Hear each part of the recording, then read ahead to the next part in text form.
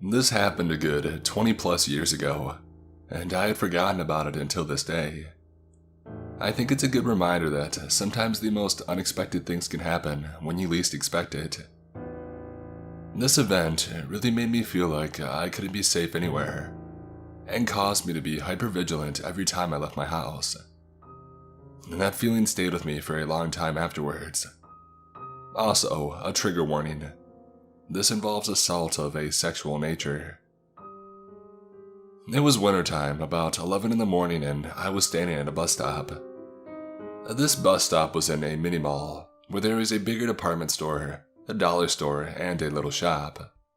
I was going to catch the bus to my brand new job, and that day was going to be my very first day at the new shop. So I was excited and nervous and definitely wanted to make a good impression. While I was waiting for the bus, I realized I was a good 15 minutes early and also that I had forgotten my gloves, and it was bitterly cold out and my hands were freezing. But I only had a couple of dollars on me, so I figured it would be cheapest to buy new gloves at the dollar store. And when I went into the store, it was quite big, but there were no other people in there yet, besides this older man behind the front counter. He gave me a big smile and came around the counter to stand next to me. I asked him where the gloves were located, and he said, "I show you." As soon as he had said this, he laughingly grabs my left hand with his right one and starts bringing me back towards the back of the store. The back of the store had a display table with some stuff on it, toys I think. On the wall behind the table was a section with winter items on it, and just to the right of that is a door that says, "Employees only." Everything happened really fast. When he grabbed my hand and started bringing me towards the back, I just kind of awkwardly laughed because he was laughing, and I just thought that he was an overly friendly guy who was trying to be super helpful. I had also been in the store a couple of times before this, and both times the same guy was there. But he was ringing people up and he was always happy, smiley and laughy with every customer he interacted with. I never got any weird vibes any other time I was in there. So, just as we got to that back area, out of nowhere, the hand holding mine clamps around my wrist really hard. His other hand reaches over, grabs my breast ridiculously hard, twists it, and starts trying to push me towards the employees only door. I couldn't believe how fast everything changed and this happened. I'm so happy that I had worn my shit-kicking boots that day, because the only thing I could do was kick him in the shin and try to pull away from him. We went back and forth with me trying to get away from him, while he tried to get a hold of my arm tighter, and while also trying to push me towards the door while I'm still trying to land kicks. And in all of this, he lost his balance and started to fall onto the display table. And then I was able to get my arm away, and I just took off running as fast as I could. I ran into the back of the big store next door. They had a customer service department there where there were other people and phones. So to try to wrap this up, I used the store's phone to call my mom because I don't know why. I was confused if I should call the cops. I was trying to figure out what just happened, while also realizing shit. I had missed the bus and I'm going to mess up my first day at the new job. I did call the cops though, after I got off the phone with my mom who came to get me. The way I looked at it was like, okay, I was alright, but what if I hadn't gotten so lucky? What if this guy does this to someone else and they don't get away? What if something even worse could happen to someone else, or already did? This happened in broad daylight, on a weekday morning, so this could happen to anyone. They arrested him and we had to go down to the station to give my statement.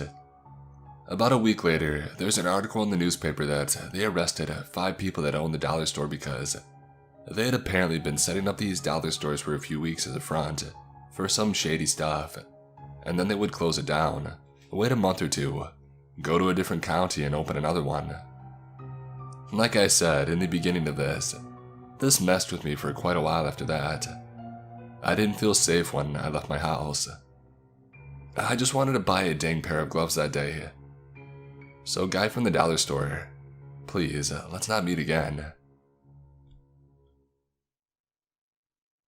To start things off, this incident occurred in a small town community where it's not really crime-ridden or exactly dangerous. Around this time last year, I was working full-time at a little Japanese retailer shop at the mall near my house. My schedule fluctuated, but the majority of my shifts were closing shifts. I preferred this because it gave me enough time to sleep in and make myself a lunch, catch the bus, get to the mall a bit earlier to buy snacks and a drink, before I would begin my dreaded 8.5-hour shift. On one particular day, as I was getting ready to walk to the bus stop, I saw a big commotion going on right across from my house at the town hall. I crossed the street right in time before several other police cars and an ambulance rushed by, sirens wailing so loud, I'm sure the entire neighborhood heard them.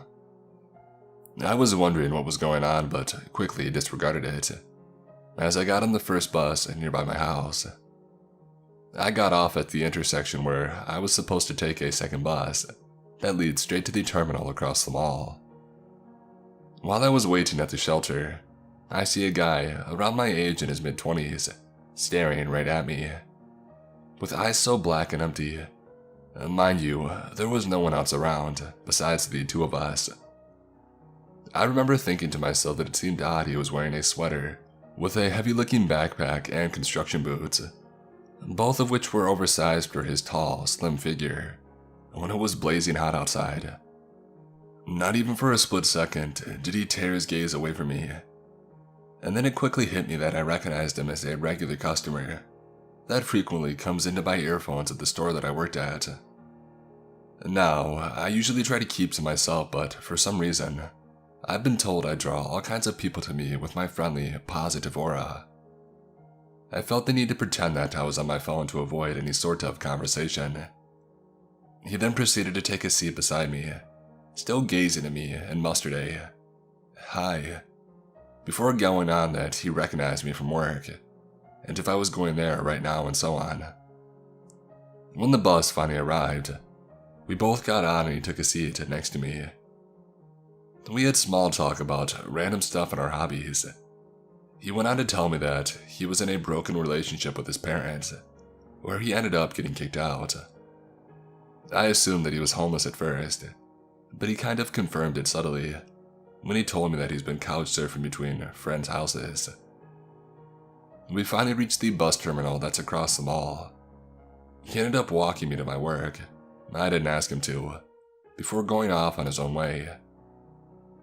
Before departing, he asked for my phone number, which I stupidly gave to him and told me, if you ever just want to chill or smoke with me, to text him. After conversing with him, I shrugged off any preconceived judgment that I had of him earlier of being creepy, for just a guy that's socially awkward and perma-fried. He ended up texting me later on that night asking to hang out, but I cut the conversation short, telling him that I was tired and also I had to work the next day. I never heard from him again. Now, here's where things get interesting. After a few days and then weeks, news reports were coming out that there was a violent sexual assault that occurred right where the trails were across my house, near the town hall. The victim was a teenage girl who was going for a walk when she was struck with an unknown object by the suspect. He happened to be armed with a gun and proceeded to assault her before leaving the scene. It took about a week for the police to find the suspect. The investigation was ongoing. It shook up the entire community. Nothing like this had happened before. It's fairly peaceful and close-knit. And it's scary because it happened right in broad daylight. So when police released images of the suspect with his name, following his arrest, I damn near had a heart attack. It was him, the same guy who I met at the bus stop, who would walk me to my work, who asked for my number, who was texting me throughout the day, after committing the crime. He had the same dark, black empty eyes, long hair, and wearing the exact sweater, backpack, and shoes. I started looking at past news reports to compare the dates and times to when he texted me, and they all matched. Needless to say, my intuition about people are on and off, and that I should learn to trust it more. I felt a bit of guilt hoping I could have done something earlier, but there was no way for me to know until after. This happened about a year ago. Everything was spread out over a couple of months. I'm known for being a very smiley, bubbly, and social girl. Okay, here's my experience. At the time this happened, I was the only person who did to-go orders, answered all phones and customer questions, as well as greeting and cashing out to-go or delivery orders.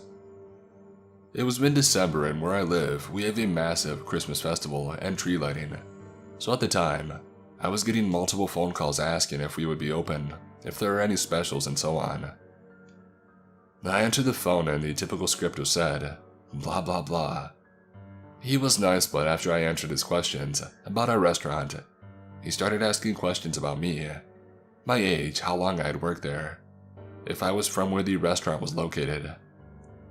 I felt weird, but made an excuse that he didn't have any more questions about the restaurant and I needed to go. He told me that I sounded beautiful, and he couldn't wait to meet me.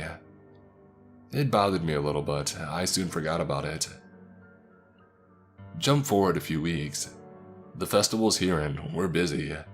I'm helping in all aspects of the restaurant, and our bartender comes and grabs me and tells me a man at her table wanted to speak to me. Me thinking that it was a complaint, I tell her okay and I put my best customer service smile on and I go over. Hi everyone, I hope everyone's okay over here, but I heard from our wonderful bartender. One of you wanted to speak with me.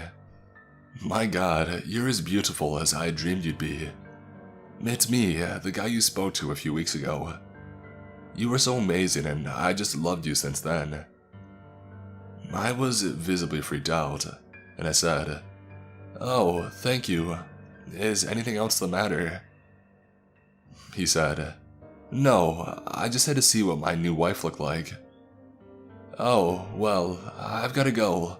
Y'all have a great night," I responded. I walked away a little nervous, but soon I got distracted. The bartender comes over and tells me that the guy, John, wanted to say goodbye. So I give a smile and I wave, but that was not good enough. He comes to me, arms open, and wants a hug. I awkwardly smile and try to give a distant side hug. And not good enough for him.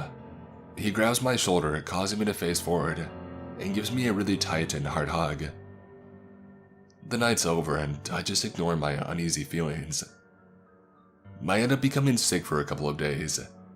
I come back and my manager comes to speak to me and tells me that John had called the restaurant around 56 times and would only want to speak to me. As we're discussing this, the bartender tells me someone wants to speak with me on the phone.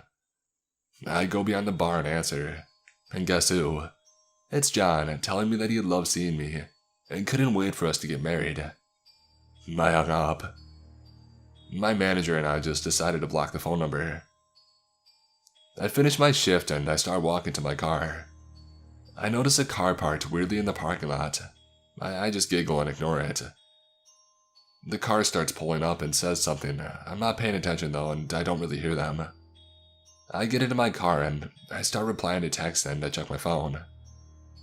I notice the same car is now parked beside me. The window is cracked so I can see that they are facing me, but I can't tell much else. The car then continuously pulls up to each side of my car and stares at me from each side for 5 minutes or so. I notice that it's John, so I'm scared. I was too scared to drive off, thinking that he would follow me. The only thing I could think to do was call my job. 4 guys come sprinting out of the back with knives and the car drives off. We don't have cameras in our parking lot. It's really crappy, I know. They calm me down and I drive home, watching everything around me. That night, my phone started acting extremely weird, shutting on and off, out of control as in apps are opening, even though I haven't touched them and it has never happened before. I decided to shut my phone off completely, knowing that I had another option of calling someone if need be. I wake up the next morning feeling nervous. I get ready for work and I head out to my car. As I'm pulling away, I notice something on the side of my house. I go up to see it's 2 pocket knives. One appeared to have blood on it. The other was above my head, so I had to step back and notice. The second knife was stabbed into the picture. I noticed that it's a picture of me at the store shopping. I was done and I called the police. They take my statement and do the whole process you have to go through when reporting something like this. To make this long story a bit shorter, 2 other scary things that happened were pictures taken of me at random times, and areas were thrown all over my deck and a note left in my car at work that said, "Hi pretty, I love you." The paper looked like it had been soaked in blood. It was fake though. So now the number is blocked. Everyone in my restaurant knows what this man looks like. I get walked in and out of my job by a male manager or a coworker. I have cameras everywhere and weapons. I hate having to do this, but it's for my protection. Nothing has happened for a bit. I just figured others would find this interesting, or maybe it would help someone else and make them feel less alone. This was about 6 or 7 years ago when I was 17. I worked as a soft-line clothing sales associate at a large chain department store. My job was to walk around the floor and essentially keep everything organized.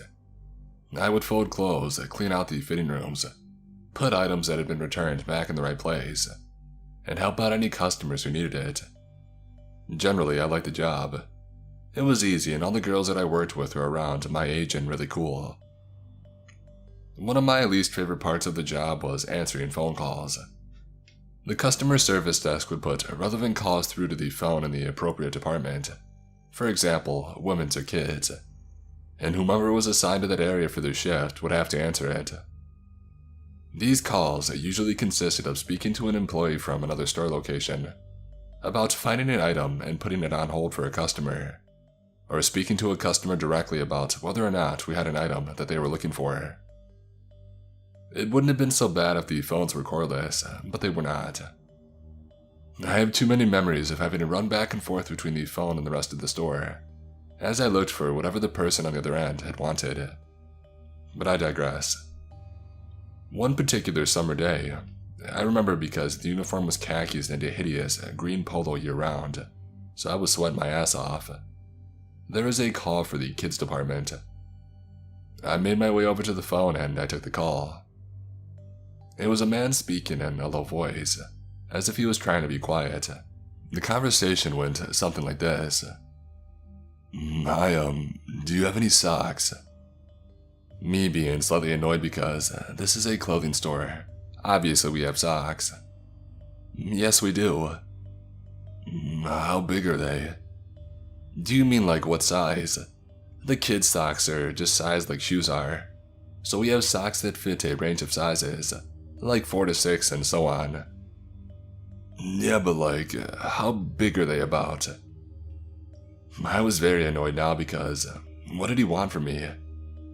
"I don't know how to answer that. What size shoe does the kid you're shopping for wear?" "Oh, I'm using it for an experiment." That's the last part of the conversation I really remember. It was at that point that I was creeped out by more than his voice, because he sounded like a weirdo. I don't remember how the call ended. I know for sure I maintained my professionalism and found a way out of it, because I can remember telling the girl that I was working with at the time. I ended up telling most of the girls who worked in soft lines with me, because, all creepiness aside, I found it genuinely hilarious. It might be worth mentioning once again that all of us who worked in the clothing department in this store were high school age students. It didn't take super long for one of my colleagues to get a similar phone call. We happened to be working together, and she came to tell me about the weird phone call she just had. We compared our experiences and decided at this point that we should tell a manager, since it apparently wasn't a one-off thing.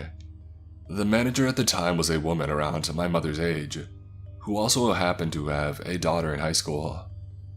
I was relieved when she looked disturbed as we recounted our stories, and told us to come get her should he call back. And if you guessed it, he did indeed call back. You get a cookie. The next few times he called, the same colleague got him, and she said the conversation always started with him asking for socks and becoming progressively more creepy. He would always ask really specific questions about how big the socks were and what colors we had. When he asked anything about what he needed for them, he always gave some vague, creepy answer like, an experiment. The way that she described it, he seemed to be escalating from his first few calls. It seemed like he would ask more questions or be breathing more loudly as he called back more often. What bothers me the most about this now, though, is that it always had to be kids' socks. He always called the kids' department, and he always confirmed he was looking for kids' socks when asked if he would rather be put through to the men's department. The next time I got the call, I tried to be subtle about the fact that I was getting a manager. I think that someone else had made the mistake of saying something like, "Hold on, let me ask my manager." And by the time the manager got the call, he had already hung up. As soon as I heard, "Do you have any socks?" I fought the urge to vomit as I tried to be casual.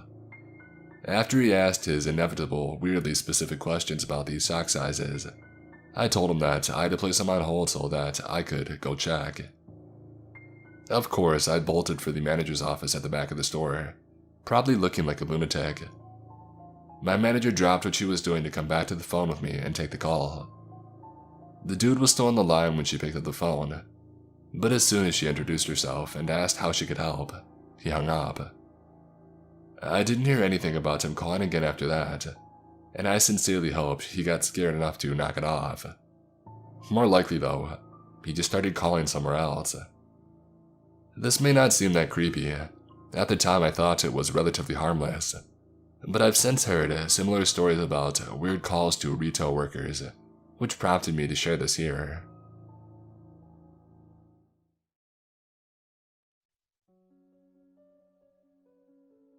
Since the moment I started working at this restaurant 6 months ago, the alleyway behind the restaurant has always given me an uncomfortable feeling. To get a layout of this restaurant, it's located in the middle of the downtown, 5 minutes from the Mexico-US border, since we're located in the tip of Texas in the Rio Grande Valley. The alley itself is not located right behind the establishment.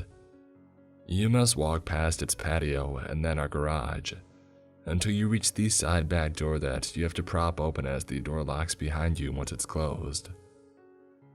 During the day, I'll usually see people walking back and forth across the alley when I go to take out the trash. It's typically a safe location, though it is also prominent for its homeless population. They're usually harmless despite a few that are noticeably mentally ill. My colleagues have even gotten to know a few and have given leftovers whenever possible. I work as a part of the kitchen staff at this restaurant, and most of the time we'll work past 10 p.m. At night, my boss usually never lets the women take out the trash just to be safe. Especially a petite, 5-foot Hispanic, 28-year-old female. Anyway, since the quarantine started, our kitchen staff has become quite small. So I'll usually help take out the trash with one of the other men working. This night was pretty slow and my fellow coworkers and I were encouraged to clean up and leave early.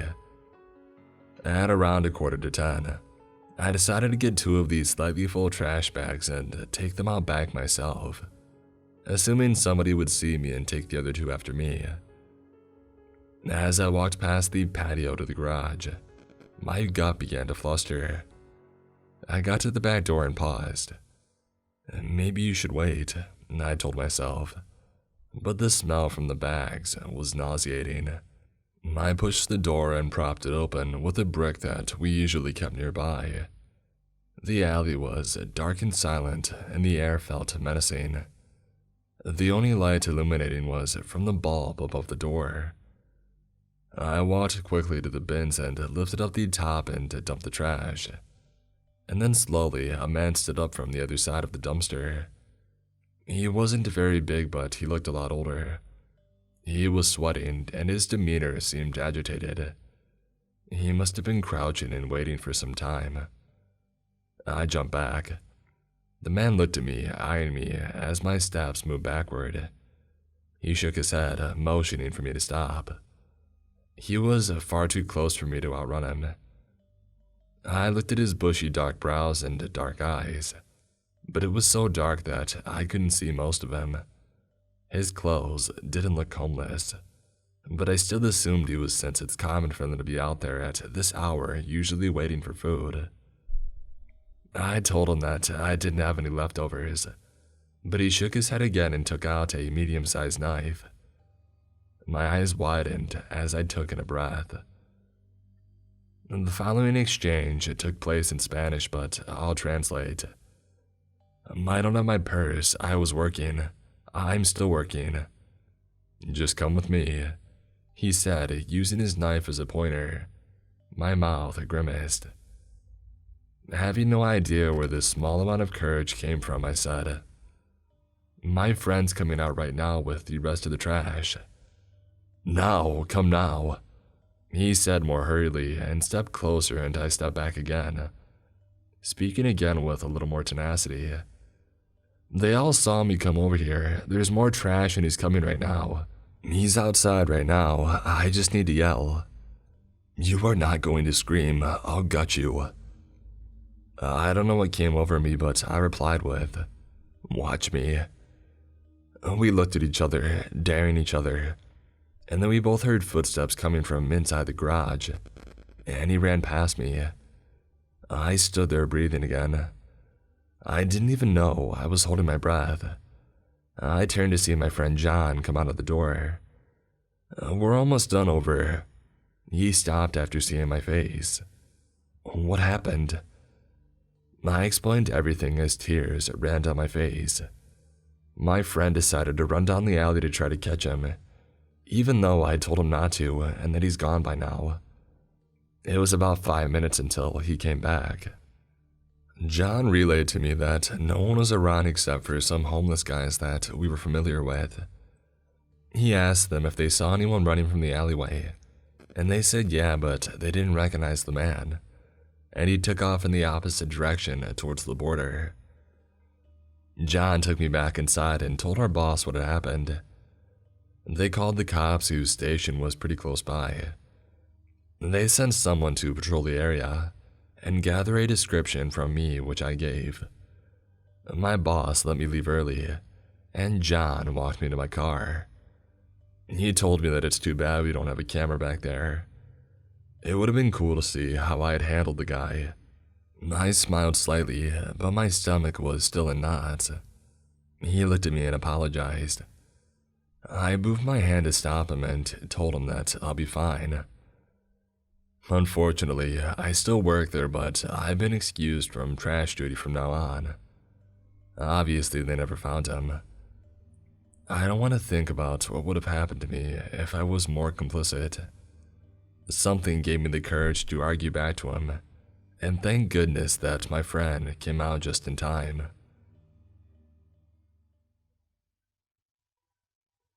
I was 20 years old at the time, and I was working at a Chinese fast food place in the mall. I don't know if any of you have ever wondered, but all the restaurants at a mall's food court are connected by a long hallway behind them that only mall employees are allowed access to. Due to only workers going through there, and for it being hidden, you can imagine that the place is pretty solitary. This is important because this is where the events took place. Now, onto the story. There was a cook in this restaurant. For privacy's sake, I'll refer to as Greg. Greg was Chinese and didn't speak Spanish, my native language, nor English, only Mandarin. He only understood certain words in Spanish like rice, noodles, chicken, and other food items that he cooked so that when we yelled them into the kitchen, he knew what to bring out. Also, I don't know how old he was, but he was easily over 60. So Greg, despite the language barrier, was a very bubbly person. Ever since I started working there, I noticed how he always made silly noises when he came up front to deliver his food, and all the other girls would laugh. He generally seemed very sweet and friendly, and I never heard any of the girls complain about him at all. For all I could tell, He was just friendly with everyone and harmless. With time, as I stopped being the new girl, Greg would become more comfortable around me too, and make beep beep noises when he came to the front to deliver food, as his way of asking me to step out of the way for him. It was actually kind of hilariously cute, and all my other coworkers, like I said, found him pretty harmless, so I began to feel comfortable around him too. A couple of months into the job, I was already familiar with everyone in the staff, Greg included, so I would always wave hello or goodbye to him and he would give me a smile and a wave back. I never thought anything weird of our interactions because they were the same with everyone else that he had interacted with. That was until one day, I was getting back to my shift after my break. I pushed through the employee door to enter the long hallway I had mentioned earlier. You could hear noises from the other workers inside their respective restaurants, but no one was really outside in the hallway. As I was walking towards the restaurant that I worked at, I saw that Greg was just then getting out for his break. He immediately smiled and said my name in the thick accent he always said it with, and I smiled back at him. I didn't feel threatened at all because, like I probably mentioned a million times by now, he had never given me a reason to feel threatened. He's still smiling at me, standing in front of the entrance to my job, so I couldn't really just walk past him. Just as I was nearing him, he extends his arms, basically asking me for a hug. I had seen him hug other girls before, so again, I thought nothing of it and I went in for the hug. Call me naive. At first it was all fine and dandy, but my shift was about to start, so I had to go. He had been hugging me for a bit too long as well, so not only was I getting antsy, but also uncomfortable. I broke the hug and I tried to push him back gently, signaling to him that I needed to go. And this is when I began to panic. You see, when I tried to push him away, he actually held me tighter and he wouldn't let go. I was confused, so I tried to push against him again, this time a bit more obviously, but he held on even more, pressing me against him. This is when I realized how naive I was, and it caused me to make a huge mistake. I turned my head to glare at him, but the moment I did, he leaned down as if expecting me to look and he tried to kiss me. Okay, now I was really freaking out because this was the first time someone tried to come at me so aggressively, and he didn't speak any of the languages that I spoke, so I didn't know how to tell him to let go of me other than his actions. And before you yell at me for not screaming, at the time I was so shocked that I didn't even think of it. I kind of shut down on that department, and instead I tried to figure out a way to make him let go. All this time, as I'm thinking what the heck to do, he's still trying to kiss me, keeping me in place no matter how much I struggled, and actively following my head with his lips to try to plant one on me. It didn't matter if we didn't speak the same language. I think it was obvious that I wasn't comfortable, so I can't say that he didn't know what he was doing. It was clear that he wasn't going to let go of me until I kissed him, so I did what I first thought of. I stopped moving my head and somehow managed to gather enough courage to look him right in the eye. I saw him lean in again for my lips, and I pretended I was going to let him kiss me. And then literally, at the last second, I turned my head to the side to try and make him kiss my cheek instead. It sort of worked, but I wasn't fast enough, for I still felt his lips peck the corner of my mouth. I felt disgusted, but at least it wasn't as he had wanted it. Just as I had hoped, as soon as he had planted one on me, he broke the hug, holding me at arm's length and gave me this huge grin. He then patted my shoulder before finally letting me go and walking away. I stood there shaken, not really knowing what to do. Eventually, I went back to work, but my coworkers asked me if I was okay since apparently I was pale as paper and my arms couldn't stop shaking. I just shrugged them off.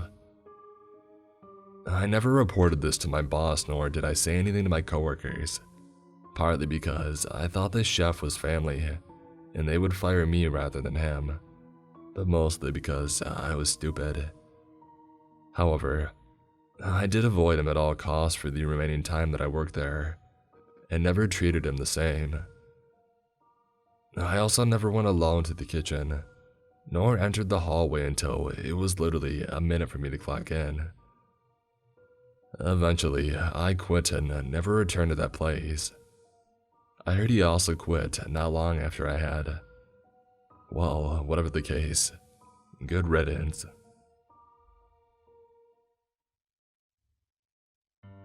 I moved to Sandbach in Cheshire, England around 3 or 4 years ago with an ex. Him and I had broken up by this point and we were just friends in the house that we rented and everything was great. We weren't hostile towards each other and found out that we were better friends than in a relationship. I started going out to the bars and local shops to make friends and to see if anyone was as lonely as me by this point. I had moved from Chelsea, London to be with my ex and I didn't know anyone there. This was when I met Craig. Him and I became best friends quickly. He was a little odd, had family in the area, and his own flat, etc. So my ex moved away back with his family, and I couldn't afford the rent on my own. So Craig and I rented our own house in Worcester, where his dad lived. His dad was about a 5-minute drive away from the house that we had settled at. Him and I were just best friends. We didn't do anything romantically, sexually, and he always had a few poor girls in tow. He would tell each of them that they were the one for him, that he loved them, etc. He had around 7 girls on the go at one point. I started seeing this guy, Jay. He would stay over a few times and would eventually become my boyfriend. Craig hated it. We would argue about him, the fact that why he should care anyway. Him and I were only best friends and he needed to stay out of my dating life. It was then things got physical. One night, Craig literally got on top of me in my room, put his knees on my arms and started to strangle me.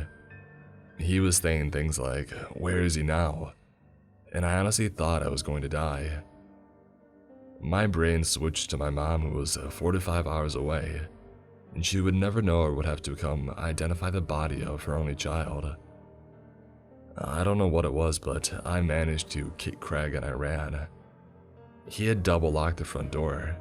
He had hidden my bag and had smashed my new iPhone that I had gotten for my parents for my birthday.